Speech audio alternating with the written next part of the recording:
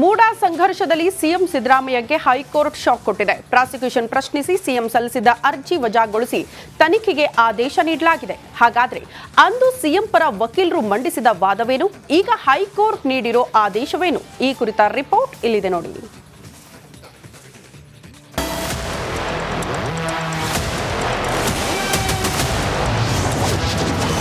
ಹೈಕೋರ್ಟ್ನಲ್ಲಿ ಸಿದ್ದರಾಮಯ್ಯಗೆ ಭಾರೀ ಹಿನ್ನಡೆ. ಮೂಡಾ ಪ್ರಾಸಿಕ್ಯೂಷನ್ ಪ್ರಶ್ನಿಸಿದ್ದ ಸಿದ್ದು ಅರ್ಜಿ ವಜಾ.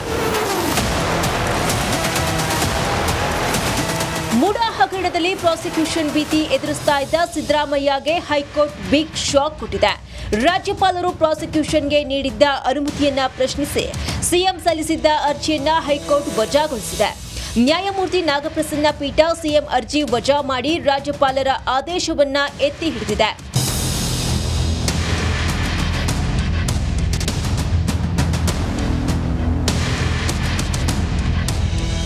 ಹೈಕೋರ್ಟ್ ಯಾವೆಲ್ಲ ಅಂಶಗಳನ್ನು ಪರಿಗಣಿಸಿ ರಾಜ್ಯಪಾಲರ ಆದೇಶ ಎತ್ತಿ ಹಿಡಿದಿದೆ? ಅಂದು ಸಿಎಂ ಪರ ವಕೀಲರು ಮಂಡಿಸಿದ ವಾದವೇನು? ಹೈಕೋರ್ಟ್ ನೀಡಿರುವ ತೀರ್ಪು ಏನು ಅಂತ ಸರಳವಾಗಿಯೇ ವಿವರಿಸ್ತೀವಿ ನೋಡಿ. ಸಿದ್ದರಾಮಯ್ಯಗೆ ಬಿಗ್ ಶಾಕ್. ಮೂಡಾ ಹಗರಣದಲ್ಲಿ ಸಿಎಂ ವಿರುದ್ಧ ಪ್ರಾಸಿಕ್ಯೂಷನ್ಗೆ ನೀಡಿರುವ ರಾಜ್ಯಪಾಲರ ಆದೇಶ ತಪ್ಪು ಅಂತ ಸಿಎಂ ಪರ ವಕೀಲರು ವಾದವನ್ನ ಮಂಡಿಸಿದ್ರು. ಆದರೆ ರಾಜ್ಯಪಾಲರ ಕ್ರಮ ಸರಿಯಿದೆ ಅಂತ ಹೈಕೋರ್ಟ್ ಹೇಳಿದೆ. ಸಿಎಂ ವಿರುದ್ಧ ಪ್ರಾಸಿಕ್ಯೂಷನ್ಗೆ ಅನುಮತಿ ನೀಡಬಾರದು ಅಂತ ಸಂಪುಟ ಸಭೆ ಕೊಟ್ಟ ಶಿಫಾರಸನ್ನ ರಾಜ್ಯಪಾಲರು ತಿರಸ್ಕರಿಸಿದ್ರು. ಇದು ತಪ್ಪು ಅಂತ ಸಿಎಂ ಪರ ವಕೀಲರು ವಾದಿಸಿದ್ರು. ಆದರೆ ಹೈಕೋರ್ಟ್ ರಾಜ್ಯಪಾಲರು ತಮ್ಮ ವಿವೇಚನೆ ಬಳಸಿ ತಿರಸ್ಕರಿಸಿದ್ದಾರೆ ಅಂತ ಹೇಳಿದೆ. ಸಿಎಂ ವಿರುದ್ಧ ತನಿಖೆಗೆ ಖಾಸಗಿ ದೂರುದಾರರು ಅನುಮತಿ ಕೋರುವಂತಿಲ್ಲ ಅಂತ ಮನು ಸಿಂಘ್ವಿ ವಾದವನ್ನ ಮಂಡಿಸಿದ್ರು.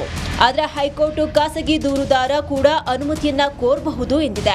ಇದಲ್ಲದೆ 17ನೇ ಎ ಅಡಿ ಖಾಸಗಿ ದೂರುದಾರರು ಅನುಮತಿ ಕೋರಿದ ಕ್ರಮ ತಪ್ಪು ಅಂತಾನೂ ಸಿಎಂ ವಕೀಲರು ವಾದಿಸಿದ್ರು. ಆದರೆ ಇಂದು ಹೈಕೋರ್ಟ್ 17 ಎ ಅಡಿ ಖಾಸಗಿ ದೂರುದಾರರು ಸಿಎಂ ವಿರುದ್ಧ ತನಿಖೆಗೆ ಅನುಮತಿಯನ್ನ ಕೋರಿದ ಕ್ರಮ ಸರಿ ಅಂತ ರಾಜ್ಯಪಾಲರ ಆದೇಶವನ್ನ ಎತ್ತಿ ಹಿಡಿದಿದೆ. ಹೈಕೋರ್ಟ್ನ ಈ ಮಹತ್ವದ ತೀರ್ಪಿನ ಬೆನ್ನಲ್ಲೇ ಸಿಎಂ ಸಿದ್ದರಾಮಯ್ಯ ಮಾತನಾಡಿದರು. ಹೈಕೋರ್ಟ್ ತನಿಖೆಗಷ್ಟೇ ಅನುಮತಿಯನ್ನು ನೀಡಿದೆ, ಆದರೆ ಪ್ರಾಸಿಕ್ಯೂಷನ್ಗೆ ಅನುಮತಿ ನೀಡಿಲ್ಲ ಅಂತ ಹೇಳಿದ್ದಾರೆ. ಪ್ರಾಸಿಕ್ಯೂಷನ್ಗೆ 218 BNSS ಪ್ರೊಸೀಜರ್ ಕ್ರಿಮಿನಲ್ ಸೆಕ್ಷನ್ ಪ್ರಕಾರ ಕೊಟ್ಟಿಲ್ಲ, ಅದನ್ನ ತಿರಸ್ಕಾರ ಮಾಡಿದ್ದಾರೆ. ಇನ್ನು ಸರಳವಾಗಿ ಹೇಳೋದಾದ್ರೆ ಮೂಡಾ ಹಗರಣದಲ್ಲಿ ಸಿಎಂ ವಿರುದ್ಧ ತನಿಖೆ ಆಗಲಿ, ರಾಜ್ಯಪಾಲರು ಸಿಎಂ ವಿರುದ್ಧ ತನಿಖೆಗೆ ನೀಡಿದ್ದ ಆದೇಶ ಸರಿ ಅನ್ನೋದೇ ಹೈಕೋರ್ಟ್ ಆದೇಶದ ಅಂಶ. ಇದರಿಂದ ಸಿಎಂ ಸಿದ್ದರಾಮಯ್ಯಗೆ ಸಂಕಷ್ಟ ಪಕ್ಕಾ ಪಕ್ಕಾ ಪಕ್ಕಾ. Bureau report, republic Kannada.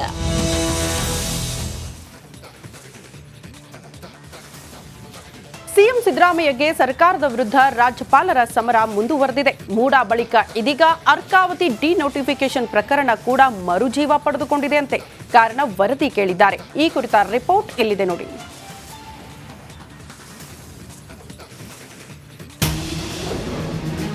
CM ಸಿದ್ದರಾಮಯ್ಯಗೆ ಮತ್ತೊಂದು ಸಂಕಷ್ಟ ಶುರು.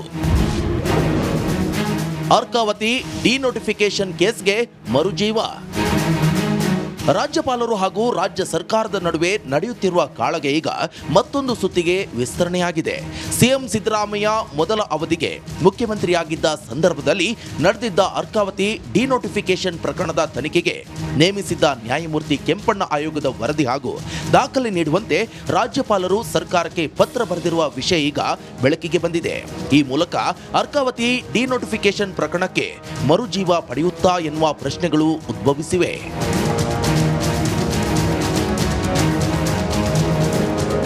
ಸಿದ್ದರಾಮಯ್ಯ ಹಿಂದೆ ಮುಖ್ಯಮಂತ್ರಿಯಾಗಿದ್ದಾಗ ರೀಡು ಹೆಸರಿನಲ್ಲಿ ಅರ್ಕಾವತಿ ಬಡಾವಣೆಯ ಭೂಮಿ ಡಿನೋಟಿಫಿಕೇಶನ್ ಮಾಡಿದ್ದಾರೆ ಎಂಬ ಆರೋಪ ಇತ್ತು.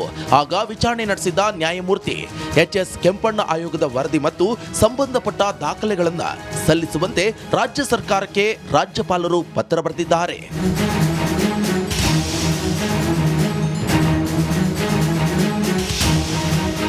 ಮುಖ್ಯಮಂತ್ರಿ ವಿರುದ್ಧ ಬಿಜೆಪಿ ವಿಧಾನ ಪರಿಷತ್ ಸದಸ್ಯ ಸಿಟಿ ರವಿ ಬರೆದಿದ್ದ ಪತ್ರ ಆಧರಿಸಿ ರಾಜ್ಯಪಾಲರು ಈ ದಾಖಲೆ ಕೇಳಿದ್ದಾರೆ ಎನ್ನಲಾಗಿದೆ.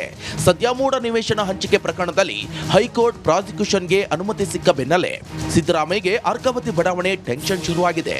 ಸರ್ಕಾರದ ಮುಖ್ಯ ಕಾರ್ಯದರ್ಶಿ ಶಾಲಿನಿ ರಜನೀಶ್ ನಗರಾಭಿವೃದ್ಧಿ ಇಲಾಖೆ ವರದಿ ಸಲ್ಲಿಸಿದೆ. ಸದ್ಯ ನಗರಾಭಿವೃದ್ಧಿ ಇಲಾಖೆ ಅರ್ಕಾವತಿ ಹಗರಣದ ಕೆಂಪಣ್ಣ ವಿಚಾರಣಾ ಆಯೋಗದ ವರದಿಯನ್ನ ಡಿಸಿಎಂ ಡಿಕೆ ಶಿವಕುಮಾರ್ಗೆ ಸಲ್ಲಿಸಿದೆ. ನಗರಾಭಿವೃದ್ಧಿ ಇಲಾಖೆಯ ಅಧೀನ ಕಾರ್ಯದರ್ಶಿ ರಾಜೇಶ್ ಎಸ್ ಸೋಳಿಕೆರೆ ಸೆಪ್ಟೆಂಬರ್ 11ರಂದು ವರದಿ ಜೊತೆಗೆ ಸಂಬಂಧಪಟ್ಟ ಕಡತಗಳನ್ನು ಡಿಸಿಎಂ ಡಿಕೆ ಶಿವಕುಮಾರ್ಗೆ ಸಲ್ಲಿಕೆ ಮಾಡಿದ್ದಾರೆ. Bureau report, republic Kannada.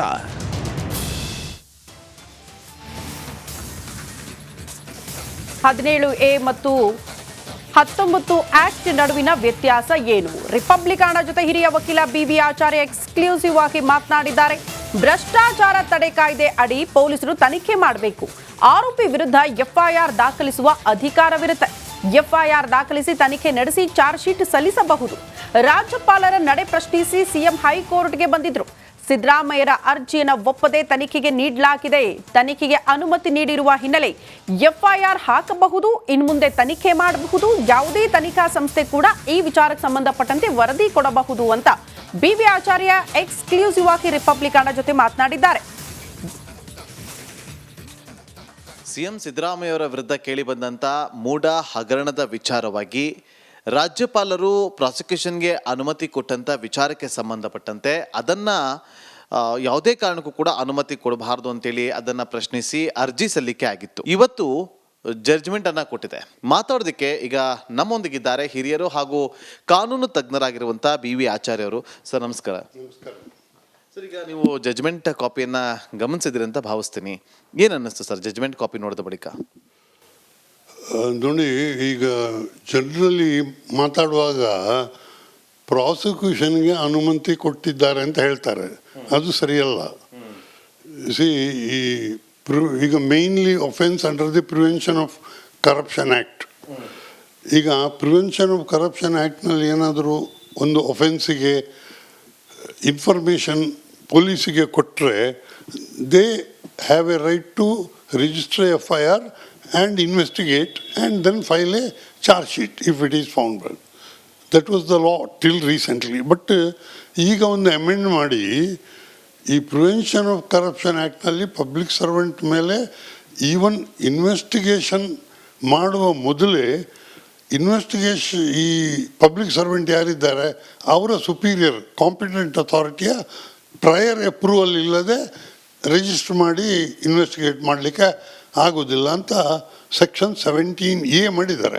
ಹಾಗಾಗಿ ಈಗ ಈ ಅರ್ಜಿದಾರರು ಪೊಲೀಸ್ನವರಿಗೆ ಈ prevention of corruption act offence police ಅಂದರೆ ಇಟ್ ಈಸ್ ಲೋಕಾಯುಕ್ತ ಪೊಲೀಸ್. ಅವರಿಗೆ ಈ ಪ್ರಕರಣವನ್ನು ತನಿಖೆ ಮಾಡುವ ಅಧಿಕಾರ ಇರುವುದು. That is prevention of corruption act ಪ್ರಕಾರ. ಸೊ ಅವರು ತನಿಖೆ ಮಾಡಬೇಕಾದ್ರೆ ಕೂಡ prior approval of the competent authority ಬೇಕು. So complainants have approached the governor, who admittedly is the competent authority so far as chief minister is concerned, and the governor has granted that approval. It is investigation ಮಾಡಲಿಕ್ಕೆ ಅನುಮತಿ ಕೊಟ್ಟಿದ್ದಾರೆ. ಅದನ್ನು ಪ್ರಶ್ನಿಸಿ ಅವರು ಈಗ ಹೈಕೋರ್ಟಿಗೆ ಬಂದದ್ದು. ಈಗ ಈ ಜಡ್ಜ್ಮೆಂಟ್ನಲ್ಲಿ